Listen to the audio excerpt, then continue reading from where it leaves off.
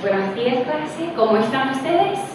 Bien, bien, chévere. Vamos a empezar.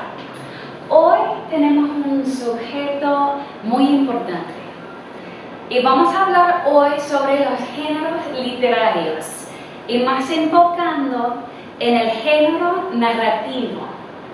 No todas las obras literarias poseen las mismas características estructurales ni tratan los mismos contenidos.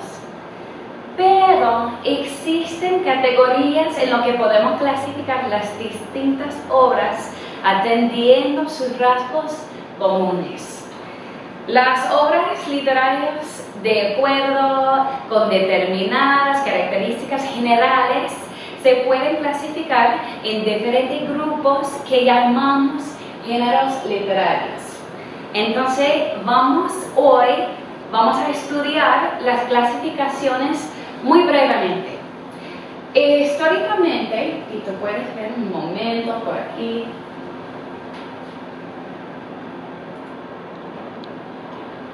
Y vamos a hablar sobre qué son los géneros literarios. Las obras literarias, de acuerdo con determinadas características generales, se pueden clasificar en diferentes grupos y se llaman los géneros literarios. La palabra género proviene del latín genus, que significa origen, clase o especie. Géneros literarios. La historia. Históricamente, para los griegos, habían tres formas de ficción literaria o géneros literarios: narrativo, teatro y poesía. Pero, ¿cuáles son los grupos de géneros literarios son hoy en día?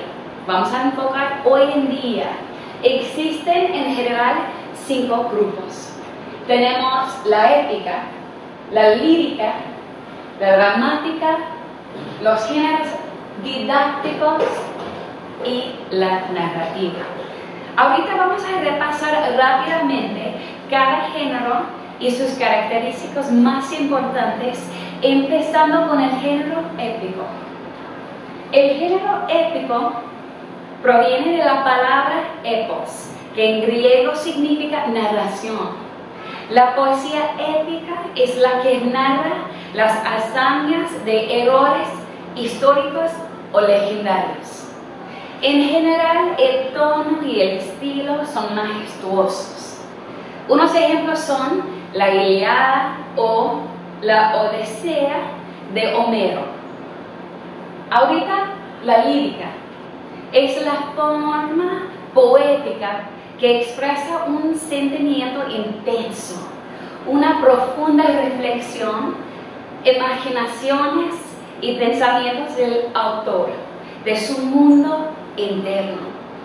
Es el género poético más subjetivo y personal. Hay unos subgéneros que existen. Tenemos el himno, oda, elegía, canción amorosa. Y ahorita vamos a hablar sobre la dramática. Son obras literarias que nacen para ser representadas. No hay narrador. Conocemos la historia a través de los diálogos de los personajes. La obra está dividida en actos. Cada acto puede comprender uno o varios cuentos, cuadros, porciones continuas de acción que aparecen desarrolladas en un mismo lugar. Utiliza el diálogo, ya sean en verso o en prosa. Hay tragedia, comedia, tragicomedia y también musicales. El género didáctico, vamos a hablar aquí, dar o conocer ideas o formas de pensamiento, ya sea político, religioso, filosófico, moral, literario, etc. Tiene como finalidad el enseñar, aconsejar y invitar a sus lectores a actuar de una manera determinada. Hoy, vamos a hablar sobre la narrativa. Tiene sus orígenes en la época. Narrar significa relatar hechos, contar lo que sucede, situaciones reales o imaginarias, por medio de la palabra escrita en prosa. El género narrativo presenta en la situación comunicativa que implica elementos básicos que son el autor, está ajeno a la acción y es quien crea la historia, y el tipo de narrador que la contará. El narrador es una creación del autor, está presente a lo largo de la historia. Hay personajes son los que ejecutan las acciones dentro de la narración. Y la acción se refiere a las cosas que pasan en un tiempo determinado, que siguen un orden concreto. Se divide en presentación, desarrollo y desenlace. Tenemos algunos subgéneros narrativos.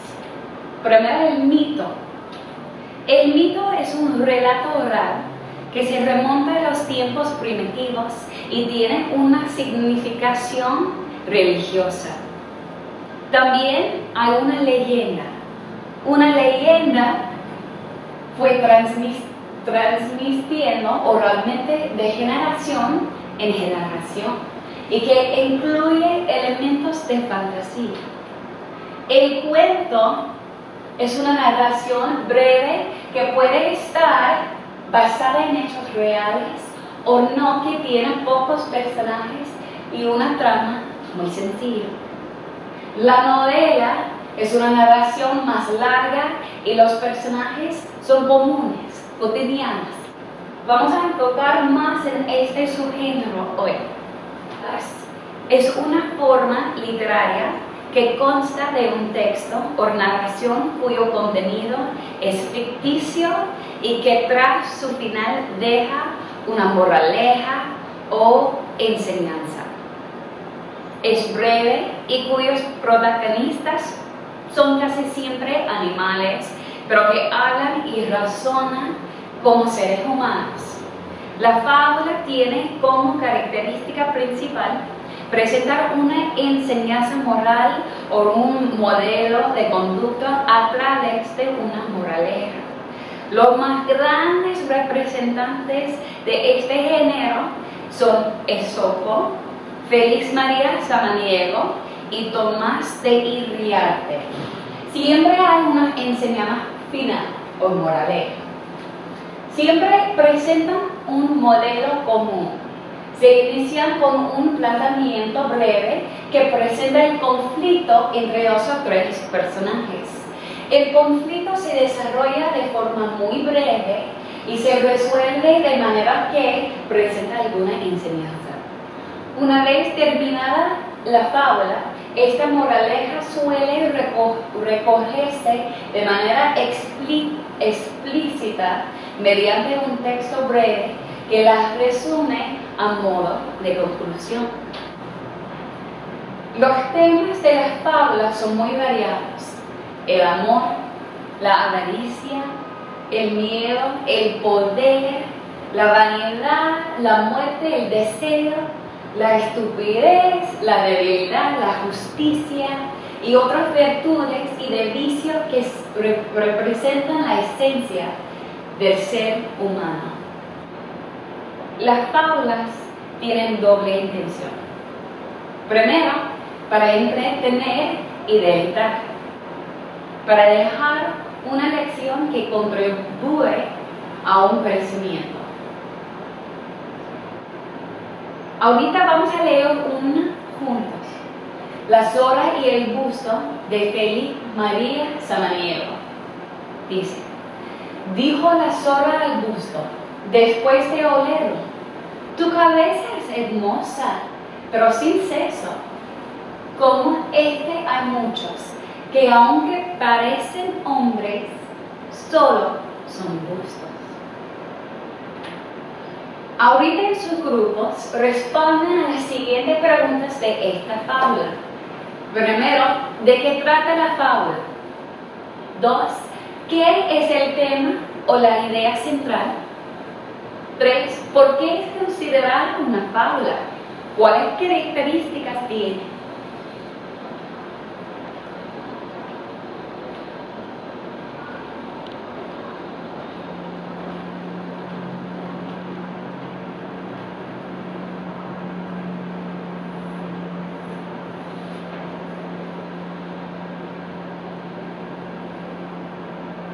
Y vamos a otra fábula, el pastor mentiroso.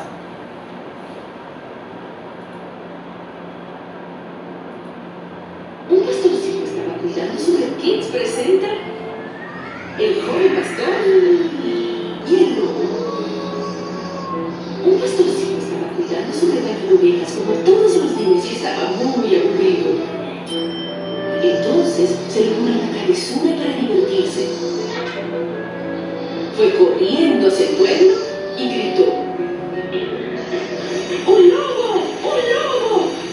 ¡Un lobo! ¡Un lobo! La gente temía que un lobo quería comerse a las ovejas, así que todos corrieron hasta donde estaba el pastorcito para ayudarle. El muchacho se rió de su broma, pero a las personas del pueblo no les gustó que les mintiera. Se dieron cuenta de que no había ningún lobo. Poco después, el chico aún se reía de lo que había hecho, cuando un lobo de verdad apareció y empezó a llevarse las ovejas. ¡El lobo! ¡El lobo! ¡El lobo! ¡El lobo! Pero esta vez nadie del pueblo le prestó atención. Ya no le creían por haberles mentido antes. El lobo se había llevado hasta la última oveja. Y el pastorcito aprendió la lección. Nadie le cree a un mentiroso, ni siquiera cuando dice la verdad.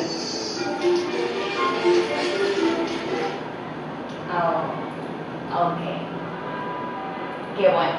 Ahorita vamos a hablar sobre algunos temas en esta fábula.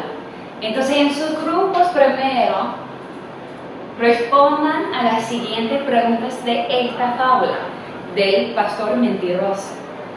¿Cómo reaccionan los habitantes del pueblo a oír sus gritos? ¿Por qué el pastor siempre se aleja riéndose? ¿Por qué un día los habitantes del pueblo no le hicieron ni caso? ¿Qué expresiones del texto indican que aquel día era distinto de los demás? Al final, ¿qué ocurrió con las ovejas?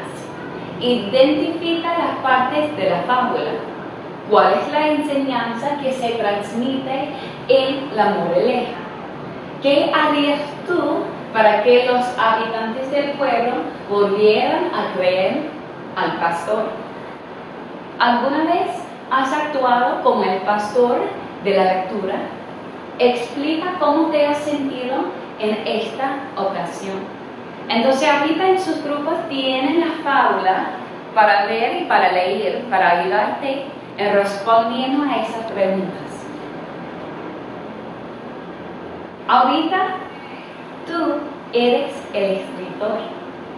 Tú vas a inventar una fábula en la que intervenga tu animal favorito.